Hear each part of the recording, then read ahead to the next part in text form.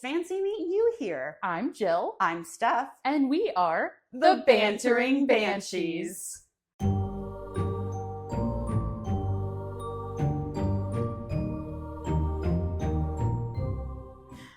We have returned to probably one of our favorite locations that we ever investigated before we started podcasting. Literally the reason we became podcasters. Yeah, no, I 100% agree with that statement. We get the privilege to record this episode today at the S.K. Pierce House in Gardner, Massachusetts. And we are also going to tell you about the S.K. Pierce House here in Gardner, Massachusetts. We are so freaking excited. If you guys only heard us on the way up here, once we turned the corner and it was like, you said it, like the memories started flooding. Mm-hmm. And then when we saw that tower, we finally got to see this building in the daylight. We came here at night, obviously, because that's the best time to investigate. And it was a completely different look. Oh, yeah. And of course, you know, a lot more things were in here, so on. But seeing it in the day, she's a beaut. Gorgeous. She's a beaut. Oh, it is so beautiful here. So thank you to the owners of the S.K. Pierce House and Marion especially for giving us a tour again and walking down memory lane and letting us do this. This is awesome. I'm so excited.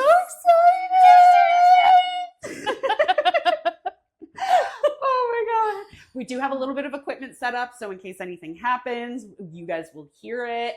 There is a ball, a red plastic ball that is just perfectly placed at the top of the third-story stairs because, according to Marion, it tends to bounce down. So we are hoping possibly to catch that on recording today. That would be dandy. That would be delightful. And we are sitting in the room that was known as the maid's room, where the head maid and one of the 16-year-old maids used to share. Yes. And she's also one of the ones who disappeared. And we'll get into that more later. Very mysteriously. Mm-hmm. Very mysterious. So let's dive on in. Jilly, tell me a story. I've started doing the editing for the S.K. Pierce Mansion, listening to our podcast recordings, listening to the walkthrough. As I've been going through, I can hear little things that I didn't hear when we were just sitting there or just walking around.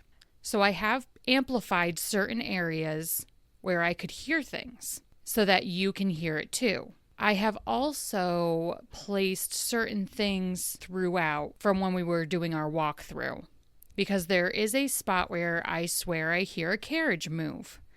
And then as we're doing the walkthrough, I do play with the carriages and find out the sound I was hearing was in fact definitely the carriage moving.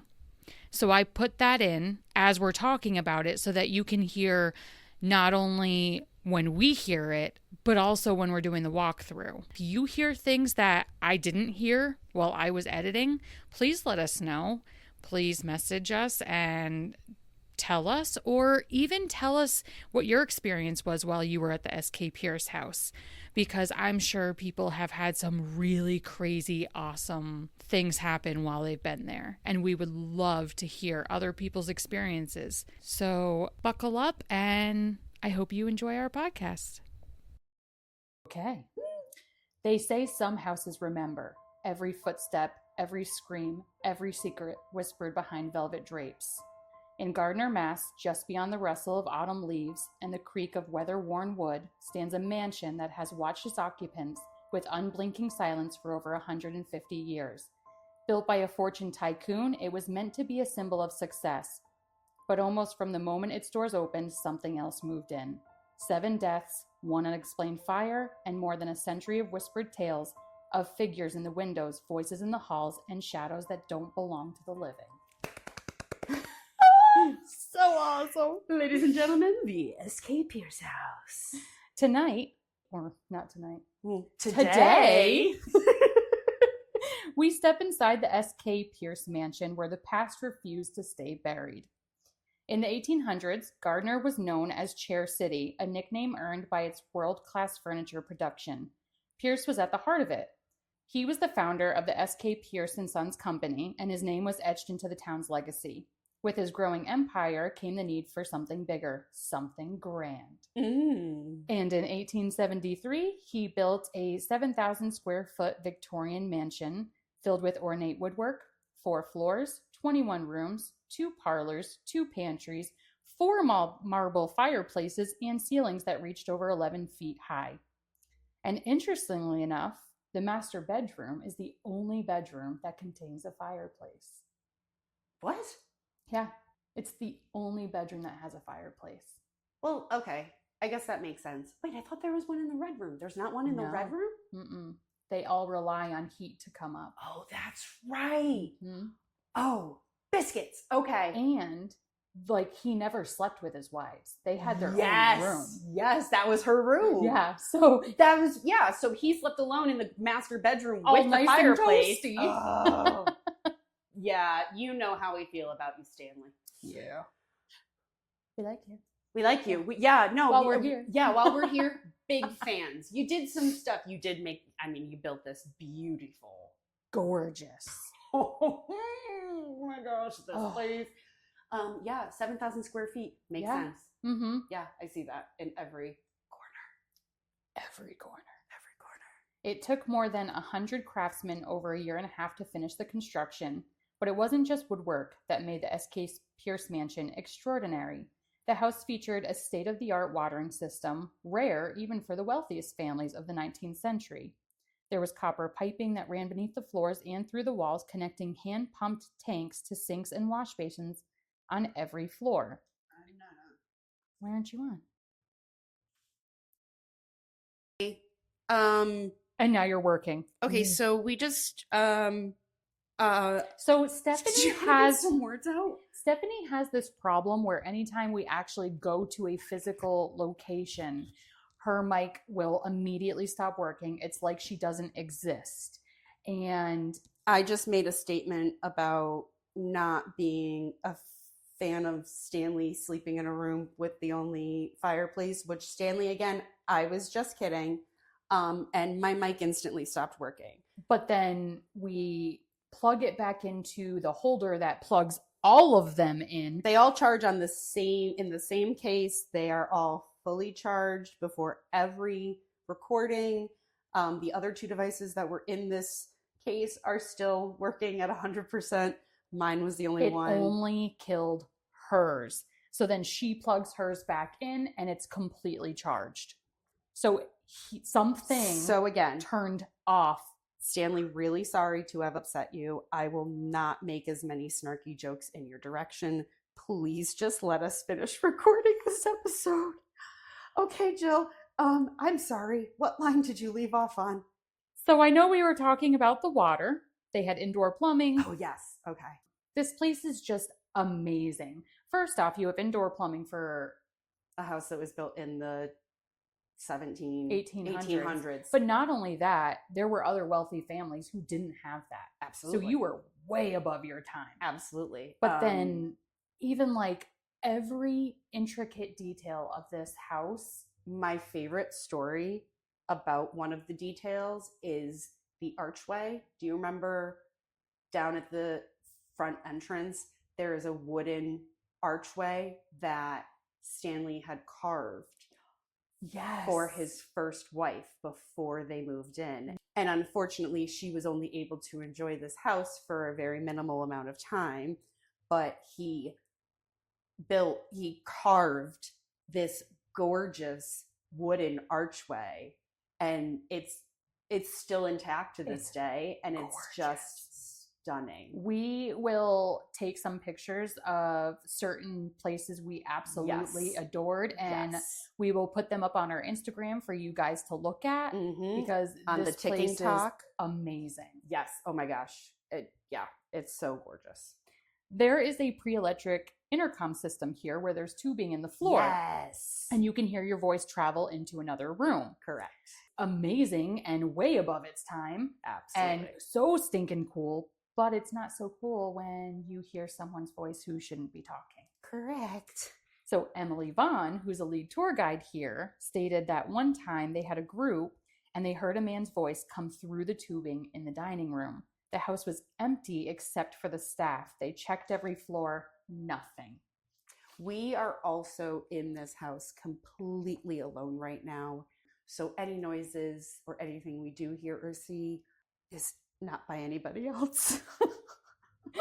So if you guys hear something in this recording and it's not our voices, please let us know if you hear something that we don't hear. Or if you hear us suddenly stop in the middle of a sentence, it might be because we're just checking to see if we've seen or heard anything. I think I might have seen a shadow go in front of the window because it blocked out the light that's reflecting onto the bathroom door. Oh, But oh, it's fine.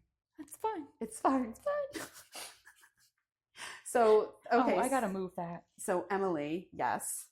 So behind the elegant walls and ballrooms, so the tour guide Emily also said there's a narrow servant staircase that runs behind the walls, completely hidden from the main staircase. The staff used it to move between the floors without disturbing the family, which in itself, like even those staircases are amazingly gorgeous, which was not normal. No. Usually your servant staircases were just straight up. There was nothing intricate or beautiful about them. They were meant to be hidden Basic. for a reason. Basic. And these have these gorgeous banisters. Like even the servant staircases are beautiful. Yes, he really did make sure that this entire house, whatever was seen and not seen, even the basement. I'm sorry, but like as creepy as creepy as it is intricate and elaborate. And I'm sure you're gonna touch on the basement? I am. Okay, so yeah, so you'll hear more about it. But yeah, But I mean, every part of this house is even the basement, the floors are high. I mean, the ceilings are high, which is not normal for a basement at all. No, it's like 11 foot. I mean, it's probably not, but it's like huge. It's, yeah. Yeah. But as magnificent as this house is, darkness seeped into the walls almost immediately. Over the years, investigators have noticed a pattern, a disturbing one. The design of the house doesn't just contain energy, it magnifies it. That grand central staircase, it spirals upward like a vortex, a perfect shape for channeling energy. Oh, and we know about that vortex. There is this certain spot where when you stand in it, you immediately get this weird, dizzy, cloudy feeling in your head. You think that the banister is moving. The banister looks like it's like not like waving or any. Well, no, it is waving. It's almost it does. like It looks like when you see heat in the distance in the summer on asphalt, that's what's happening, but it's happening directly in front of you. Exactly. And you're like, but that's not happening because I'm standing right here and there is no heat. Yeah, it's a weird spot. And the parlor and the dining room with their massive mirrors and gaslight sconces reflect and bend not just light, but emotion. Ooh, I like that line. The home's grandeur attracted notable guests, including President Calvin Coolidge, Betty Davis, P.T. Barnum, and Norman Rockwell. However, the mansion's history is also marked by tragedy. Shortly after moving in, Pierce's first wife, Susan, died just weeks after moving in. Some say it was from a bacterial infection. Others state the house simply didn't want her there. Yes, we've heard that. Yeah. That sentiment. And it's kind of odd because this house was built made for her. For her. Yeah. So it's like, It makes me think the land definitely had something to do with it. Like there had to have been something here already. Yeah. Absolutely. And the mansion remained quietly watching as Pierce's legacy grew and then began to unravel. After a year of mourning the loss of Susan, he married his second wife, Ellen, a woman 30 years his junior. He had her sleep in the same room his first wife died in because he never slept in the same room as his wife. Which, why would you put your wife in the same?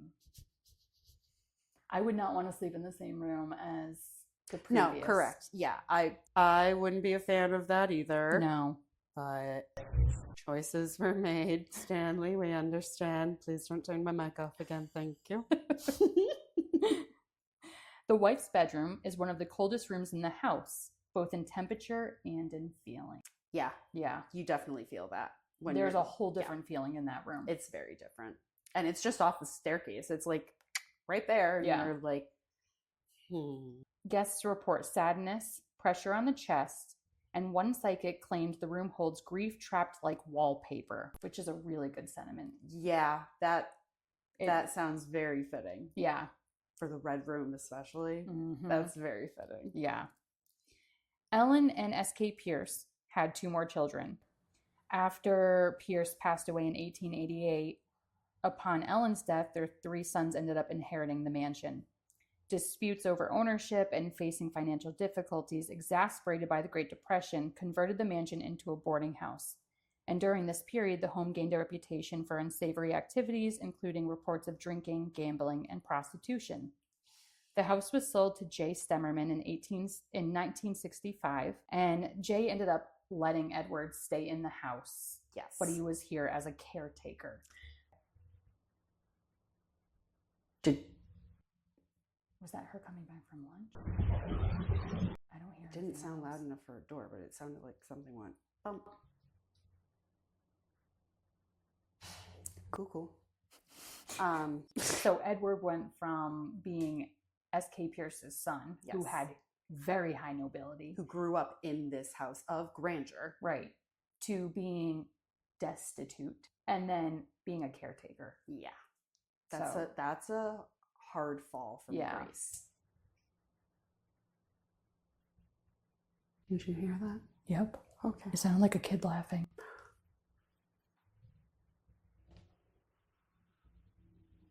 Which is something that is rumored to be heard.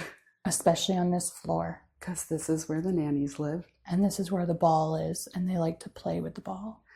And there's a bunch of toys in the room next to us. Yep. Hi, guys. All right. So Jay passed away and gave the house to his daughter Jane, who wanted nothing to do with the house. She ended up hiring an auctioneer to sell most of the stuff in the house, but sadly the auctioneer ended up taking a lot of the stuff and she didn't get the money for it. After I hate that, people. yeah. Like, people are shitty. That's shitty. Mm-hmm. That stuff. Yeah, Yeah. absolutely. So the house ended up sitting empty for 20 years, and in 2008, Ed and Lillian bought the house. And the last person to own the house is sadly selling it. And that's Robert Conti. Yeah, Robert's gonna sell it, and that's okay. Things happen. We just hope whoever owns it enjoys its beauty and its spookiness. I hope so. Yeah. One of the most infamous incidents involves the 1963 death of Eno Sari, a Finnish immigrant who burned to death, his body charred, yet the surrounding room untouched. Yep. Some people will say that it was a mysterious fire, but from what we know, he came home from working as a mechanic, probably spilled accelerant on himself, Some kind of flammable. Yeah. Yeah. I mean, ended up come on. lighting a cigarette, fell asleep, Right. and that's how the fire actually happened. I mean, trust me, there's plenty of other crazy, spooky shit that has happened in this house. But What the fuck was that? Why did that sound like a baby carriage being rolled? Like a squeaky wheel? What the fuck? oh, or that one. Are you kidding me? It was that one. Yep. Oh my God. And this is why we came back. Because this is what this house does. It's insane. Oh my God. Oh my God, I need a glass of water so bad right now. Oh.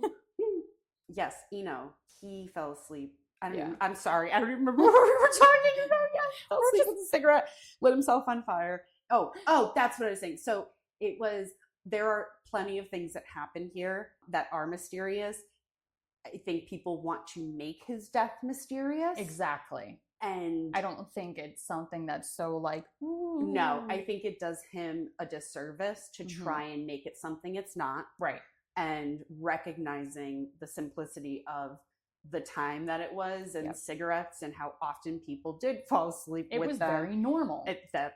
Kind of the reason why we have fire safe cigarettes Right. now. So yeah, I mean, like, it caused, some attention, but I feel bad that that's the way he went and that people misconstrue his passing because it's not right. And so very happy that we are able to iron out the facts for people. This is what is really truly believed by the people that work here, give tours, have studied it. Yep. So respect to Eno and his passing.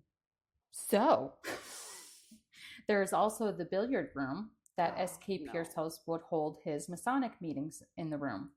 The closet is called the rape room. Which we are currently Next to. right across the hallway from. So, yeah. So many psychics have come into the room asking what happened in the room because of the horrible feelings they get when they're in there. One lady that came here said she refused to go in the room. And then a couple minutes later, she started screaming because she said she swore she saw someone being dragged in by their hair into the closet. Yes. And it is said that the closet in this room was where they would pull girls in to do whatever they wanted to do to them. And let's just be very clear, the closet is plenty large enough Oh, yeah. to do something. It is, well, like, we're not talking like an old school 1800s closet. It's a pretty big walk-in closet. It is a very decent sized closet. And when that door opened the first time, oof, oh man, those were some heavy feelings that came out of there. I remember walking into the room and actually thinking it was beautiful. Mm-hmm. I thought the blue walls were gorgeous, and I was like, oh wow, like this feels like it's got like a vibe to it. This is also the room that later on, when you looked at the photos, there are the handprints on the glass. Yep. And they are not handprints like somebody just walked up and put their hands on there. They're like dragged away. This room isn't used for anything anymore. No. The house literally is just for historical purposes now. Right. So there's really no explanation as to why there are two handprints Chilling on the window. on the window in a dragged out motion. But once our tour guide opened that closet door, holy shiitake mushrooms, the feelings that came out of there hit me like a brick wall. Yeah. It was, yeah. It's a heavy, heavy feeling. Oh my gosh, yeah. Gross. So gross. There have been a lot of recorded EVPs of women in distress in that room. When you go in there, you feel complete sadness. She's got to be back. That kind of sounded like the front door. But I just want to remind you, we're on the 3rd story. We shouldn't be able to hear her walking around in the first should floor. not be able to hear the front door. Oh, I didn't think about that. Yeah, we're not on the 2nd floor. We're at the top. We should not be able to hear that door open like that. No, you're right. Fuck. I could have sworn I heard someone go, and I was like, that's got to be her. But I just forgot we're on the 3rd floor. Yeah. Oh, okay then. Well, bad room. Let's move on. Oh my God. Ooh, daddy. You know what? I don't think I want to go in the basement anymore.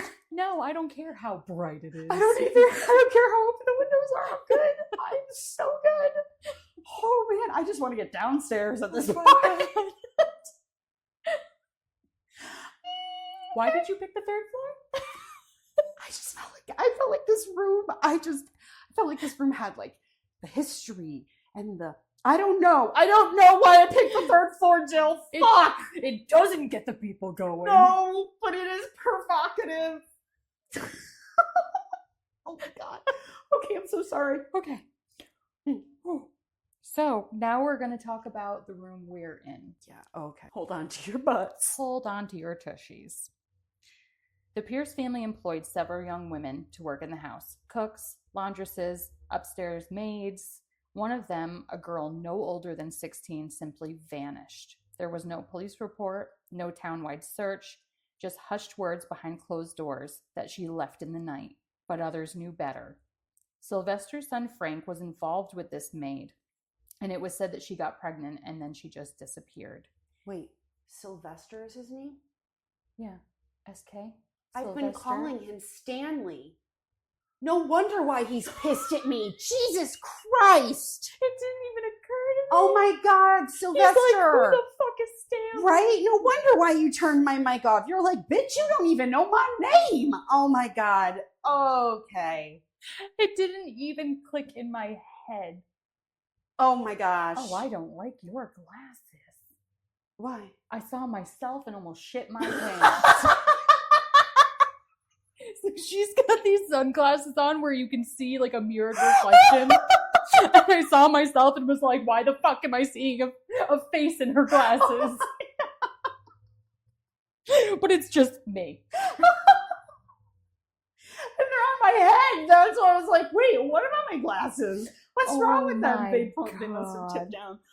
Oh my God, that was so funny. Okay, all right. So my apologies to Sylvester because I have been talking to Stanley and You're not Stanley. you're not Stanley. This isn't Stanley Steamers. Oh my God, this isn't the Stanley Hotel. All right, sorry, Sylvester. I'm going to shut the fuck up now. So Sylvester's son, Frank, was involved with the 16-year-old maid. It was said she got pregnant and then she disappeared. Mm-hmm. Years later, a couple moved into the home. So Ed and Lillian were in the house, and Lillian said she heard something tell her to get up, get in the tub, get dressed, go downstairs, and start digging in the basement. The husband woke up around noon, realized she wasn't in the bed, figured, oh, she must be out. Looks out the window, sees both of the cars. Now he's like, wait a second, where's my wife? Mm-hmm. Starts searching the whole house, gets through the whole house, can't find her. Finds her in the basement, asks what she's doing. Her exact words were, get the hell out of here. He leaves, goes to work. He's like, I'm fucking done with this. I'm just gonna go. She cray. He's like, all right, I mean, fine, bye. Comes home an hour later, and she comes up with a bone in her hand. He asked her where she got it. She said she dug it out of the kiln. So he ended up having a doctor's appointment the next day. Goes to the doctor, says, hey, we found this bone in our basement. What is it? Mm-hmm. Doctor examines it, goes, that's a pelvic bone from a 16-year-old girl, or from a teenager. From a girl between, this age. Yeah. So he brought it home. Next day, Gardner police come knocking on the door. We want the bone. Yeah, I mean, Yeah. I don't think we should be holding on to human remains no matter how old they are. Yeah, we're gonna turn that over to the authorities. Granted, I think they were actually still looking into why that girl disappeared, or looking into the house in general. I think there was something about her disappearance that it had never been closed. Yeah. Because it was unsolved. Right. So that's probably, I think it had something to do with her. So the tour guide, Emily, stated her name might have been Mary or Elsie. No one's really sure. All we know is that one morning her bed hadn't been slept in, her uniform was folded on the chair, and I thought you were gonna say her urinal hadn't been used. I was gonna be like, oh God, that's a way to tell. I was gonna be like, she hasn't paid today. This is strange. She hasn't released any urine. She must be gone. I was like, well, that's a strange marker, but okay. No, Just my stutter problem. No, just our inability to speak. Her uniform had not been worn. Yep. Got it. Okay. And her boots were still by the door. Mm. It is said that if you shut this door, which we're not doing, which we started, but then Steph made me realize there is a really cool ball on the stairs that we should probably see if it bounces down. And now I don't know if we really want to see if it bounces down. No, not after hearing a carriage rolling. I think it would have been better with just like opening the door and being like, all's gone. What? That's crazy. That's crazy. Let's go. Oh, look, it's at the bottom of the stairs. Okay. We're gonna leave. There's a draft. I'm sure. I'm sure. It is said that if you close the door, you can hear hushed voices coming from the other side of the door. But when you open it, no one's on the third floor. I very much don't like that. Yeah, so doors open. Yep. Wide open. No one hushing today.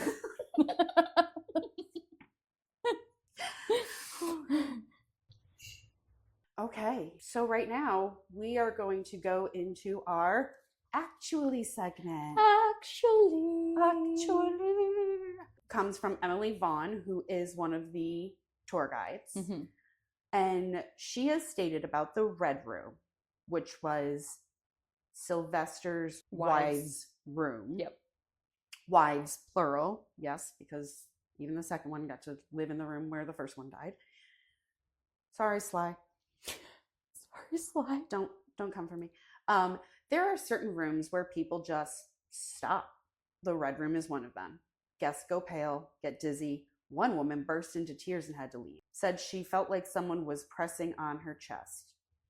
Visitors and paranormal investigators have reported a range of unexplained occurrences. Apparitions of former residents and guests, disembodied voices and whispers, sudden temperature drops and foul odors, furniture moving on its own and doors slamming shut, a mysterious lion's roar echoing through the house. I can attest to the doors closing because that was my experience. Yeah. That was not fun. Can you imagine hearing a lion roaring? Like No. you're laying in bed and you hear Considering a the sound lion? of a baby carriage just stopped us dead in our tracks. No. There have been people who claimed that when they sleep in the Red Room where the wives slept, that fans will turn on by themselves, doorknobs will shake, or the door will slam shut. And one man stated that something crawled into bed with him. No. Is this the place where when she was telling us about it, she said that it was the best night of sleep Best he night's ever sleep got? he ever had. Yes. That was here, right? Yes. There's actually been quite a few places we've gone to where ghosts like to crawl into bed and cuddle with you. The Conjuring House. Yeah, so I can never remember Well, yeah, no. certain little things. The Conjuring House was they just remember feeling like something crawling on the bed. Yeah. But this This one, is more like scooch in. yeah, this one was like succubus level, like I'm going to cuddle you and snuggle Let's see you. what pops up. Yeah, yeah. Let's see if it pops up. There is a lady in white that floats around the house. Her name is Bridget. Hi, Bridget. She has been on the third floor, on the stairs, and in the basement. She's the one that, remember when we were talking about the basement the first time we were here and you were like, ooh, I don't like that. And she's like, be nice. She's listening. Correct. Yeah. That's why I said, hi, Bridget. There is also a really creepy picture of the neighbor catching Yes. Bridget in the window, taking a snapshot of it. Mhm. And the creepiest part is, like we've said before, the ceilings are really high in the basement. So the windows are very high. The windows are 6 feet, 5 or 6 feet off of the ground. And she is floating the at the photo- very top. correct. The photo that the neighbor caught, and that was one of the craziest things for me, was Marion telling us how many times like the neighbors around this house have seen things Yep. in the windows. Little boys in the window. Yep, little boys in the parlor down here. Mhm. Bridget down in the basement. She would be at the top of the window, and they would take the photo. Mind you, the top of the window is like 11 feet off of the ground, so she shouldn't be that tall. And she's floating. And she's floating, and she's white. But hi, Bridget. Hello, Bridget. I wonder if Bridget was English. Is it English? I thought it was Irish. Oh, maybe it's. Gaelic? It originates it's an Irish name. Yes! Okay, so she is Victorian. probably Irish. So, okay. Top of the morning to you, Bridget. Again with the voices from the 1700s. Oh my gosh. Oh my gosh. That was the best readout. Oh, that was the best. Really quick, Bridget. There is a picture of Miss Bridget in the basement that was taken by the neighbor. So that is the photo we were just telling y'all about. We will also post that so you can see what We were talking about. Yeah. And like, yeah, the height of these windows. Some spirits make their presence known with force, but others only weeping. She's been called the Crying Lady. Witnesses describe her as a shadowy female figure, often seen on the grand staircase or just beyond the master bedroom door. She's silent at first until you hear the sobbing. There was a couple who owned the house at the time, and they were sleeping in the master bedroom. One morning, the husband woke up to see a crying lady by the window. He was so terrified, he woke up his wife, and they left the house and never slept there again.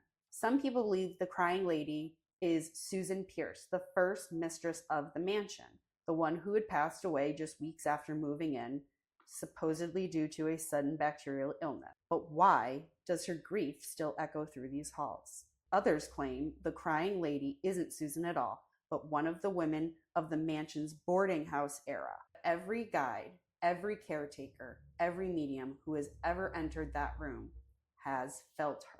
Our tour guide, Emily, told us we had one guy, ex-military, tough as nails. He stayed overnight with a group, Around 3 a.m., he burst out of the room, shaking. He said the tall man bent down over him while he was sleeping. He said he could still feel the breath on his face. But the tall man never speaks. He doesn't move. He just watches. Some believe he's the spirit of Sylvester Pierce himself, returning to guard his legacy. Others think he's something older, something less human. There is a picture in the basement of a shadow that looks like a man who is reaching the ceiling. Many think it is the tall man. It is a presence that makes you feel whatever it is isn't right. It shouldn't be there. And guys, we're not just saying like this place has really tall ceilings for a basement. It is not a basement you've ever been in. Doesn't even feel like a finished basement. This basement is huge. The ceilings are huge. So if you are seeing photos of something that is reaching the ceiling, it is not okay. It is not of normal height. It is not even of NBA acceptable height. No. Like, oh my God. No, thank Sylvester, why? Why, Sylvester? Why do you do this to us? No, I'm not serious. I don't really know. I don't really want to know. Please don't turn my mic off again. Okay. Oh, okay. So now we're going to talk about the Widow's Peak. Oh, God. Are you ready to talk about the Widow's Peak? I'm ready. Okay. There's a tower atop the S.K. Pierce mansion, which we saw today as we turned the corner, and I got very excited about, which I'm sure you saw. And I did not. Fuck. Thankfully, all I saw was a door because the entryway is closed. Yes. Because there are doors for every single entryway. Yes. Yep. Thank God that door. And she literally goes, and that's the tower. You don't want to go in the tower. We're like, no, we do not want to go in the tower. No. But we are right down the hallway from the tower right now. In sea towns, it was where wives once waited for their husbands lost to the ocean. But here, it became a different kind of lookout, a ledge between sorrow and surrender. They say a woman was pushed from it or jumped. No one really knows. No names have ever been confirmed. Some believe she was a resident during the boarding house years, a young woman, heartbroken and penniless. Others claim she was pushed, though no record was ever filed. I'm going to say with the way that females were treated in this home, it might not have been her. That's the thing. It's like she could have thrown herself, but there's also a very good possibility she was shoved. I'm going to speculate, and the word I'm using is speculate. Correct. It is my opinion. We are not stating fact. She was pushed. I do remember going up into the Widow's Peak for the first time. It was horrible. Horrible. For some of us, it was a horrible experience. Mind you, I was in front. She was in back because I'm a little bitch. And I couldn't handle going last because everything kept following Stephanie. Yep. So I was like, fuck you. I'm not going last. I don't want to hear footsteps. Worst decision I probably ever made. True friendship. Here, I'll go first, okay? Because you being back there, you hearing a lot of shit and I don't want to hear it. So I'm going to go in front of you. I was like, okay, no sweat. Now, mind you, it's a spiral staircase. I got to the first little spiral and went, oh no. Mm-hmm. No. Yes, she did. Mind you, behind me, Stephanie's going, this is great. This is so nice. And so we get up to the top, and Jill, all of a sudden, like, her motion started to slow down. And I should have, like, noticed, but I was so excited to be up there. I was like, oh my gosh, Jill, this is so cool. Mind you, she's having a panic attack behind me, and she's like shaking, and she's like, I want to leave. I need to leave. And I was like, okay, let's get a picture really quick. So we do have a photo where I don't think she's even looking at the camera. I'm pretty sure she's already halfway down the stairs. But I was so excited, and she was absolutely not having it. Oh, not having it. So, of course, I'm like bolting down the stairs. I get down the stairs to tell Marion that I'm literally like, my heart was racing. I couldn't breathe. I felt like I was going to throw up. And she's like, oh, yeah, someone died up there. And Jill's just like, huh? You couldn't have told us that before we trekked up there? Thankfully, it was the end of the tour. So by that point, I was just ready to go. Yeah. We had seen and heard enough. Oh, yeah. Oh, my gosh. Yeah, no, that was quite, one of the to remembers. It was definitely a to remember. It was the way I felt coming up from the basement. So, of course, I don't know why I stayed on the last person. Like, probably because I was like, okay, this is so much fun. The footsteps behind us from the dining room to the kitchen and then back into the parlor. It's just an echo. You're fine. It wasn't an echo. But when we went into the basement, I've never wanted to get out of a place so bad in my life that when we started walking back up the stairs, I should have been the first person. I was the last, and I could have run through these two women like they did not exist. And of course, like, they have no like sense of fear, urgency or fear. So they're just like one step at a time. I would have been 2-stepping those stairs if they were not in front of me. I was like, get me the fuck out of there. And closing that door literally felt like something had rushed up behind me and then just stopped. And that door closing was like, whew, okay, we made it out. Like, oh my God, that was... And of course, this time, Steph decides she's going to be the middle girl going up to the third floor. Mm-hmm. And I'm stepping on her heels, literally stepping on her heels. Because I am, it's like she when didn't want to be the last girl. I don't want to hear the footsteps. I don't want anything following me. I go to take a step and Jill's like already on my heels. She's like, sorry, I'm right behind you. I was like, yeah, you are. If she had stopped any quicker, I would have been a part of her. Absolutely. Oh my God. That was so funny. Well, the SK Pierce house is still standing. It hasn't crumbled. The windows still glow golden at dusk, like they're trying to lure you in. And if you didn't know better, you'd think it was just a beautiful, forgotten house on a quiet little street in Gardner, Mass. But now you know better. This house was born from grief, fed by obsession, and something inside never left. Some ghosts are just memories, energy, shadows of what once was. But here, it feels different. Here, the house breathes, the house remembers, and the house decides.